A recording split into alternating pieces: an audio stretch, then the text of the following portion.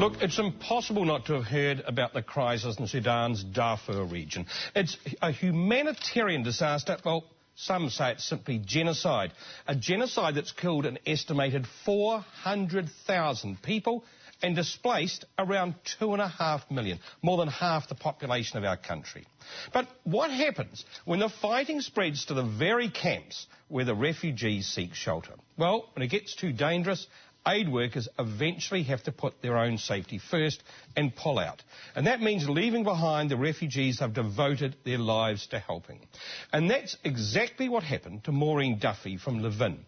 Now, unlike the Hollywood celebs who pop in for the photo op, Maureen has spent 4 months working for ChildFund in camps on the Darfur border with Chad.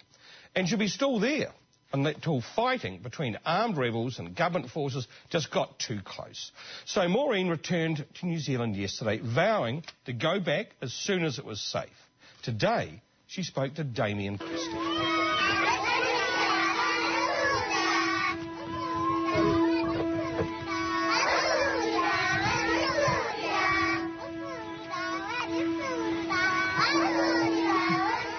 What was it like when you turned up in Chad? Oh, total culture shock.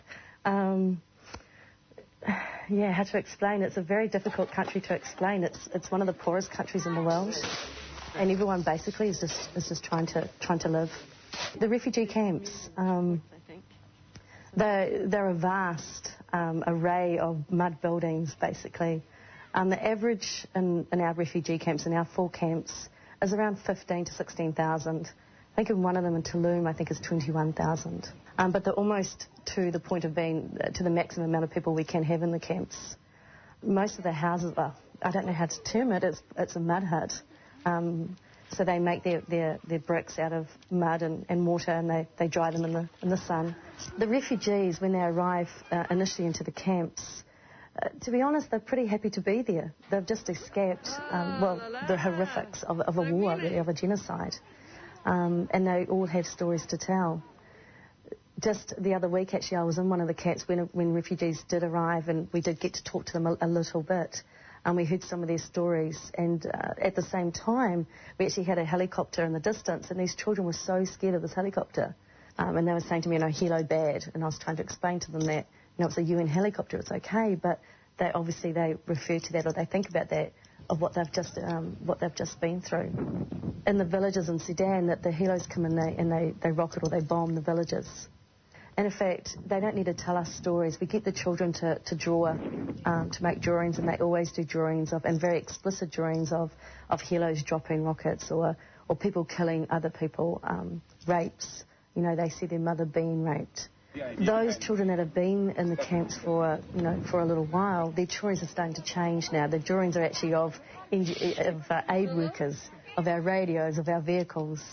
But the Sudanese that are coming in recently to the camps, these children are still drawing the stories that they've just encountered.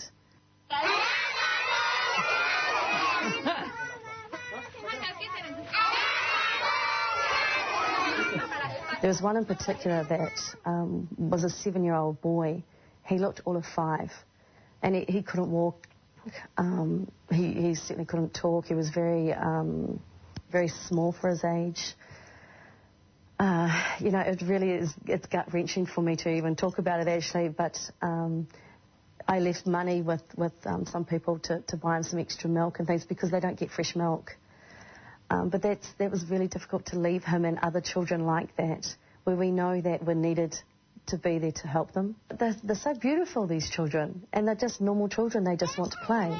And I'll sit, with them, and I'll play eeny, meeny, miny, mo with them, and they have no idea, of course, what I'm doing.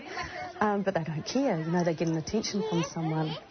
So there's quite a few children that have touched me. And certainly I would love to bring some of them home.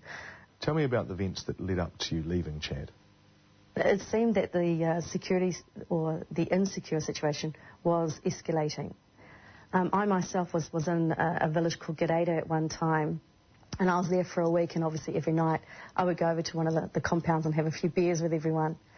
And just one particular night, very luckily for me, I didn't go, and it was the one night that they had a 12-man armed attack come into the compound.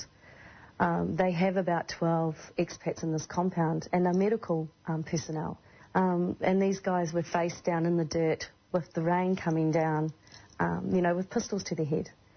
One of our aid workers came out of her room, and she was so scared to see the situation. You know, she panicked and she's screaming, and all the other her compatriots on the ground could hear her being beaten, and then just silence.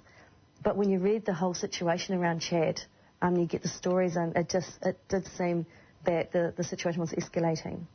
I think at the moment the crisis in Sudan has come to the forefront. I don't know that we have enough international aid yet, or enough international attention on it. I mean, there's a genocide that's going on, and how many years has it been going on for? And only just now it's getting media attention. It's well overdue. So you're going to go back? I am going back, hopefully as soon as possible in January. We're still monitoring the situation to make sure it's going to be safe for us to go back. But I need to go back and finish what I'm doing. And I need to go back really for myself as well, to see everyone and to make sure that the situation is safe for them all as well. And you've got to hand it to people like Maureen, who really want to make a difference. And if you want to do that, you can make a donation to the ChildFund organisation. It's just a matter of calling 0800 223 111 or going online to visit childfund.org.nz for more information. That number again, 0800 223 111.